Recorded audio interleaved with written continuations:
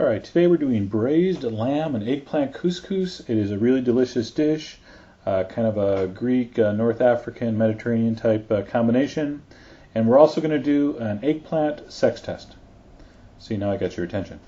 Yes, there is a theory that a female eggplant, the one I'm holding here with the round indentation, has more seeds than the male eggplant shown here, which has the oval, almost like a scar at the end. So that's how you can tell a male from a female eggplant.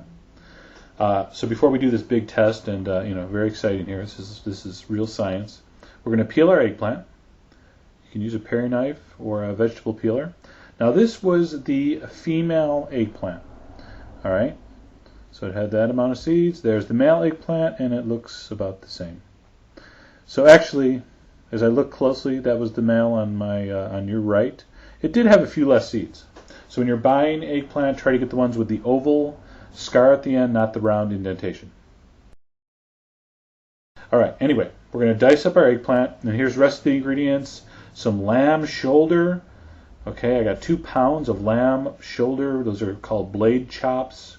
There's my eggplant. All the amounts are on the website, foodwishes.com. I'm not giving any amounts anymore. Go to the website to read the recipe.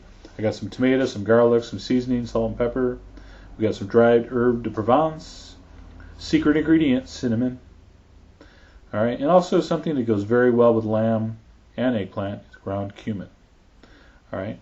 So step 1 here, in a hot Le Creuset Dutch oven, I hope you have one of these, or something with a tight-fitting lid that's heavy and thick, you're going to sear on fairly high heat and a little bit of olive oil your 4 lamb shoulder chops. Now why I'm using lamb shoulder, it's cheaper than lamb loin, has more fat, it'll braise much better. It's actually cheaper than leg of lamb. All right, so I think it's a real nice cut to use for this. So that was about 5-6 minutes on each side, got it nice and brown. I'm going to add a half an onion that I just roughly chopped and give that about, about a 5-minute sweat with a little bit of salt and pepper. All right. After 5 minutes, in went my cubed up eggplant. Again, those are like in 1-inch pieces. You don't have to be exact with this, but try to get them uniform. Okay, saute that for about 5 minutes, and then we're going to start adding our seasoning. So that was the cinnamon, about a teaspoon of cinnamon. All right, we're going to put some dry herb. I'm going to say it's going to be about a teaspoon, but I got to wait to see my hand first. Oop, cumin first. So it's a teaspoon of cumin. Cumin cinnamon, very nice with lamb. Very, very a natural combination. Have real affinity for lamb dishes. So don't be scared of putting cinnamon with savory foods. All right, there's my herb de Provence. Teaspoon of that. It actually has a little bit of lavender in it, which gives us also a real interesting flavor. Got to get your herb de Provence. There's 3 cloves of garlic that I crushed. I don't know why you're trying to write this stuff down. It's on the website, foodwishes.com. All the ingredients are there. All right, and we're going to add a, I don't really want it too spicy, but I'm going to go with about a half a teaspoon of red pepper flakes. If you want to use cayenne, go ahead. I kind of like the look of the little red pepper flakes in there. And then some tomato product. That's about a half a cup of tomato. You could use a chopped up tomato.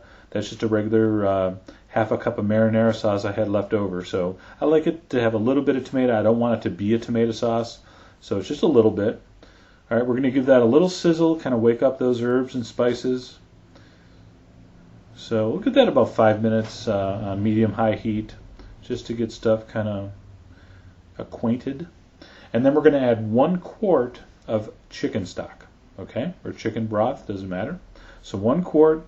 We're going to put our lamb shoulder back in. Again, those were 4 lamb shoulder chops, about 2 pounds of meat altogether. The bone is in there. I think that adds more flavor, and they usually are sold with the bone in. And it's only about $4 a pound, about half price that you're going to pay for leg of lamb.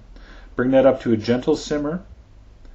All right. As soon as you see it simmering, turn the heat down to low and let it braise gently for 2 hours. Okay. So 2 hours later, we're going to take the lid off. All right, the eggplant's probably cooked down almost to nothing. The lamb is literally fallen off the bone. See, bone, no lamb attached. So what I want you to do is I want you to take your tongs and pull out the pieces of lamb and put those in a little bowl or on a little plate. Just let those cool enough to touch. What we're going to do is we're going to pull the meat off and add it back to the eggplant mixture.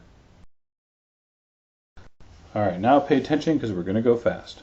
What we're going to do is we're going to separate that braising liquid from the eggplant. I'm just going to use a strainer, so I'm going to strain all that eggplant juice through a strainer so I can reserve the liquid. I should have about a quart plus a little bit of juice because we added a quart of stock.